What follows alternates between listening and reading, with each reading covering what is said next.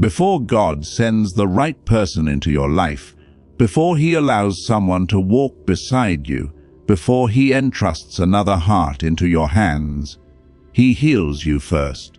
And I know, for some of you, that truth is hard to hear, because you're not just waiting for love, you're waiting for relief. You're waiting for someone to finally understand you, to stay, to choose you, to love you without leaving.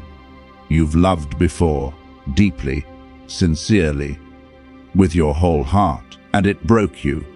So now you ask questions you never thought you'd ask. Why did it hurt this much? Why did God allow it?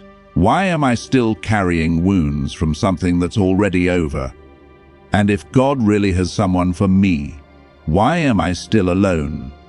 Hear me clearly. Your broken heart is not a sign that God failed you, and your waiting is not a sign that He has forgotten you. It is a sign that He is working deeper than you expected, because God is not interested in sending you a relationship that feels good for a moment, but destroys you in the long run. He is interested in sending you someone who can walk with you in health, in truth, in peace, and in purpose. And that starts with healing. Not later, not after the relationship, not once someone loves you again, before, because love does not heal wounds it didn't create. And no human being, no matter how kind, was ever meant to replace the work only God can do in your soul. Let's talk about this truth slowly, honestly, and gently.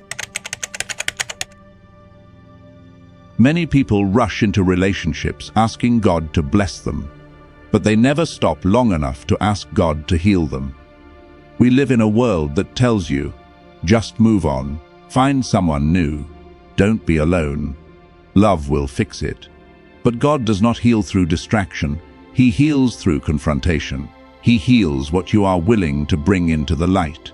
And some of you are carrying wounds you never named. You call it maturity, but it's avoidance. You call it strength, but it's suppression. You call it independence, but it's actually fear of being hurt again. And God, in His mercy, will not send the right person into a heart that is still bleeding, not because you're unworthy, but because you're valuable. Think about this. If your arm were broken and someone asked you to carry something heavy, would that be love, or would that be reckless? In the same way, God will not place the weight of another heart on a soul that is still fractured. Not yet. Look at Scripture. God is consistent. Before Abraham received Isaac, he had to trust God through years of disappointment. Before Joseph ruled beside Pharaoh, he had to heal from betrayal, rejection, and false accusation. Before Ruth met Boaz, she lost her husband, left her old life behind, and walked through grief with faith. And before God ever introduced Eve to Adam, Adam was already whole, already grounded, already walking in purpose with God. Notice the pattern. God does not heal through relationships. He heals before them. Because healed people don't look for saviors, they look for partners. Here is a hard truth, but it is a loving one. When you are unhealed, you don't choose from discernment, you choose from desperation. You don't fall in love with who someone truly is, you fall in love with how they make the pain stop. And that's dangerous. Because when pain is leading, boundaries disappear, red flags look like excitement, silence feels like peace, and inconsistency feels like passion. This is why some of you keep attracting the same kind of person, just in a different body, different name, different face, same wound. Not because God keeps testing you, but because the wound hasn't been healed yet. And God loves you too much to let you keep bleeding on people who did not cut you. Listen to me carefully. If God sent the right person too early, your wounds would interpret love as danger, commitment as control, consistency as boredom, and healthy affection as something you don't trust. You would sabotage what you prayed for.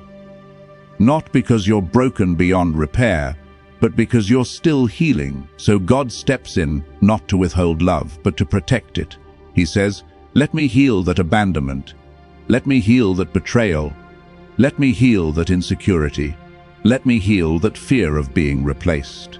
Because the person I'm sending doesn't deserve to pay the price for what someone else did to you, and neither do you."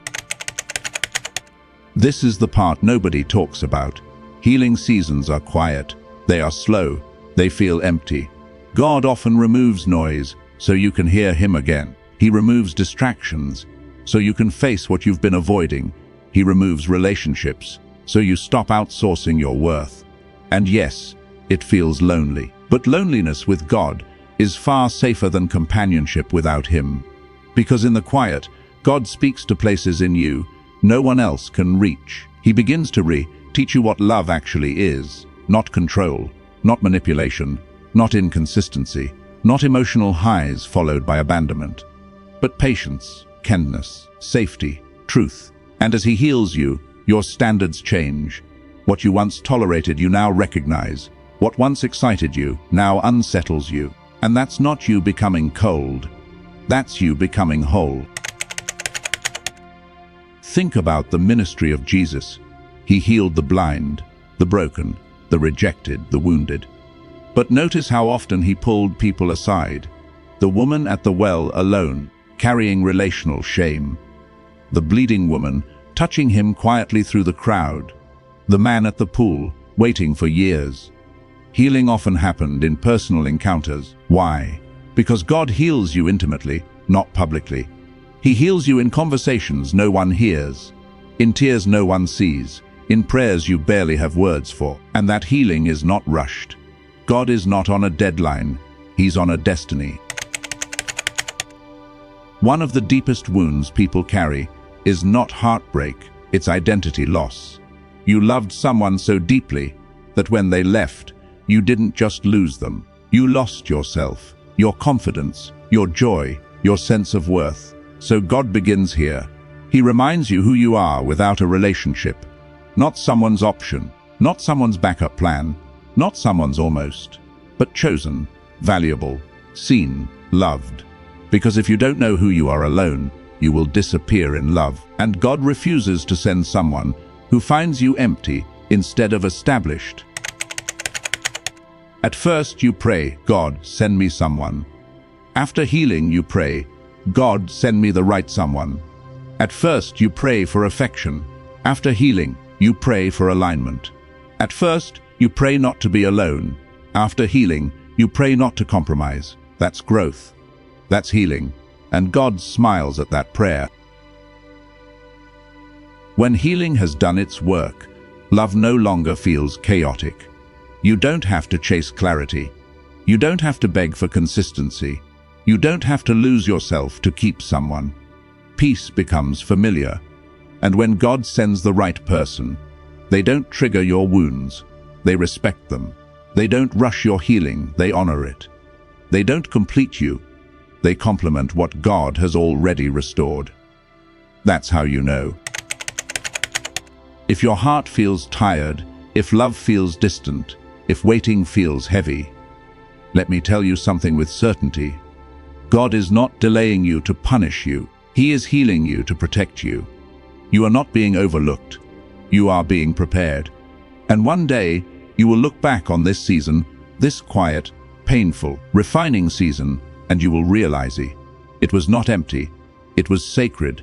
It was where God put you back together, piece by piece, tear by tear, truth by truth. So don't rush the healing. Don't numb the pain. Don't settle for temporary comfort. Because the love God is preparing for you will require a healed heart, a steady spirit, and a soul that knows its worth. And when that love comes, it won't feel confusing. It will feel safe. It will feel aligned. It will feel like home. Before God sends the right person, He heals you first. And that healing is proof that something beautiful is coming. Stay faithful. Stay open. Stay surrendered. Your story is not over. It is being restored.